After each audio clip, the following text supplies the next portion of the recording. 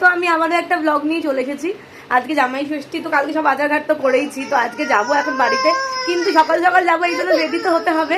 কুটু তার মধ্যে উঠে গেছে বললে হবে না, আমি এখান থেকে উঠে যাওয়ার পরেই কুটু উঠে গেছে, আর আমি উঠেছি দেখে কুটু কান্নাকাটি শুরু করে দিচ্ছে। বাবার পাশে ঘুমাবে না, ওকে ওর পাশে এখন আমার ঘুমিয়ে থাকতে হবে। তোমরাই বলো কি করি এখন, আমার তো কত কাজ পড়ে আছে, কুটুর খাবার করতে হবে, নিজেকে রেডি হতে হবে, জামা কাপড় গোছাতে লাগবে, তো এত কিছু কখন করবো যদি ও এরকম করে বলো। উঠে উঠে কোলের মধ্যে চলে আসছে, ভিডিও দেখতে হবে, খুব মজা হতে চলেছে। ষষ্ঠী বলে কথা, মজা তো হবেই। আরে রিন্টি, আরে তাড়াতাড়ি চলো, তোমার সব সময় লেট, তোমার জন্য আজ লেট হলো। ধর তুমি দেরি করে উঠবে আবার। আমি দেরি করে তবে দেখো আমি ফুল রেডি, তোমাদের জন্য ভিডিও বানাতে পারিনি, ঠিকমতো ব্লগ করতে পারিনি, আমার কুটু দেখো জানলার মধ্যে উঠে বসে থাকে। এই কুটু ফুল রেডি, আর এদিকে কুটুর জন্য খাবার টাবার সব গোছানো। আমরা বেরিয়ে পড়েছি আর গাড়িও এসে গেছে। কি গো আসো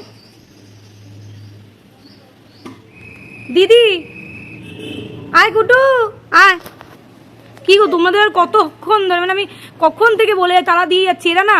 আমার যতদূর মনে হচ্ছে রিন্টি তোমাকে চলে আসতে হবে। না কুটুকে ধরো, তাই না পাপা?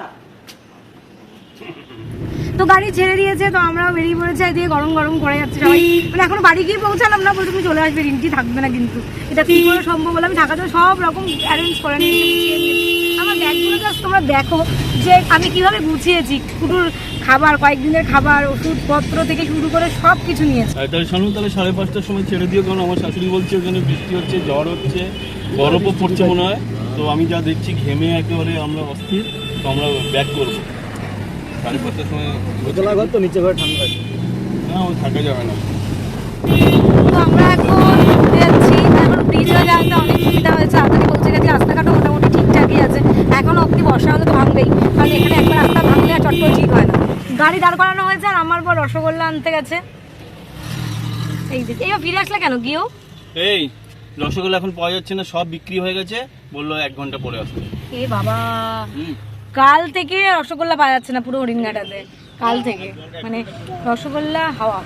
মায়ের শাড়িটা ফেলে চলে এসেছি, মানে এখন এটা আমার বড় বলছে গিফটটা এনেছো, আমি বলছি মা রেখে। তো আমরা এখন ঢুকে যাচ্ছি, আমরা চলে এসেছি বাড়িতে, আর বাড়িতে এসেই তোমাদেরকে পুরো বাড়িটা একবার দেখিয়ে দিচ্ছি।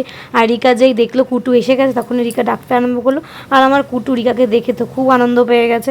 আর রিকা যেই হাত পেতেছে, কুটু এক লাফে চলে গেছে, আর ওর কোল থেকে আমার কোলে কিছুতেই আসলো না। তারপরে আমি ঢুকে গেলাম, এদিকে রিকা তো কুটুকে নিয়ে চলে গেল, আর দেখলাম যে মামুনদি অলরেডি রান্না বসিয়ে দিয়েছে, কিন্তু আমাদের তো প্রচণ্ড খিদে পেয়েছে, ষষ্ঠী না হলে তো খেতেও পারবো না। তারপর এদিকে জল শেষ হয়ে গেছিলো, তাই রঞ্জিত দাকে বললো জল দিতে, আর আমার ছেলে এখানে ঢুকে আনন্দে ঘুরঘুর করছিল।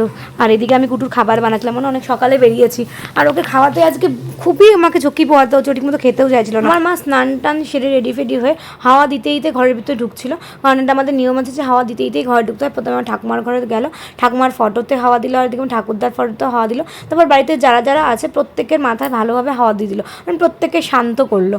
তারপর ঠাকুর ঘরে চলে গেলো এবং বই পড়লো, বইটাই পড়ে এক ঝুড়ি ফল রাখলো, যেখানে ষষ্ঠী দেবে জামাইকে। তো আমাদের নিয়ম আছে যে 1 ঝুড়ি ফল দিতে হয়।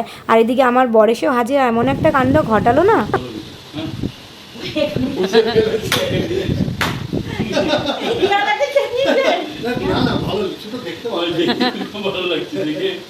দেওয়ার আগেই তুলে খেয়ে নিয়েছে, আমার বোতল তো চুরি করেই খেয়েছি।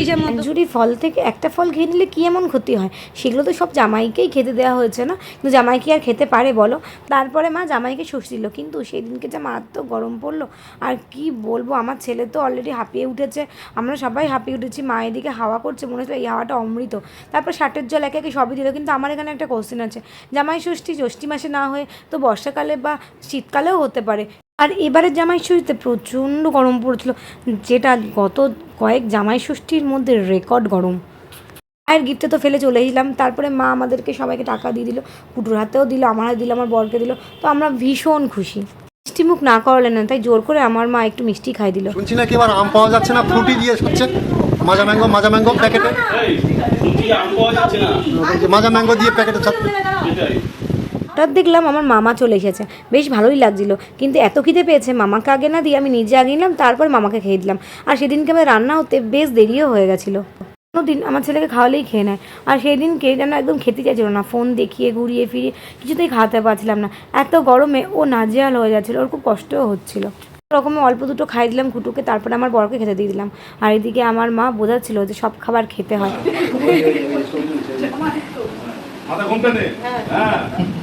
বলে দাও কি কি রান্না করেছে বলে দাও। বলে দিই কী কী রান্না হয়েছিল। ভেজ ডাল, চিংড়ি পটল, দই কাতলা, খাসির মাংস, চাটনি, পাঁপড়, বেগুনি, 5 রকম ভাজা, আরও অনেক কিছু। সুন্দর হয়েছে। লেবু দিয়ে দিলাম এইভাবে। এদিকে আমার ভাইরাও চলে এসেছিলো, তাই রিকা সবাইকে এক টেবিলে বসে খেতে দিয়ে দিয়েছিল, আর রিকাই সার্ভ করছিল। আর আমি বিশেষ কিছু খাইনি, আমি একটু মাংস আর ভাত খেয়েছিলাম। আমার মা আর আমার বরের সঙ্গে তর্কাতর্কি লেগে গেছিলো, আমাকে কিছুতেই মা আসতে দেবে না, আর আমার বর নিয়েই আসবে।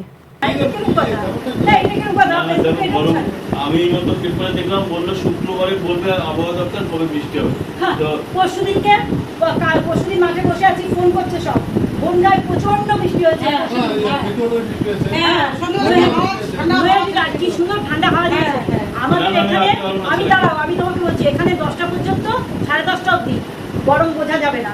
11টা থেকে 4টে কি, এই 3:30 4টে এই পর্যন্ত মারাত্মক একটু গরম লাগে। তাহলে তোমাদের বারাসাতের গরম আর হরিণঘাটের গরম কখনো একবার লাগে না।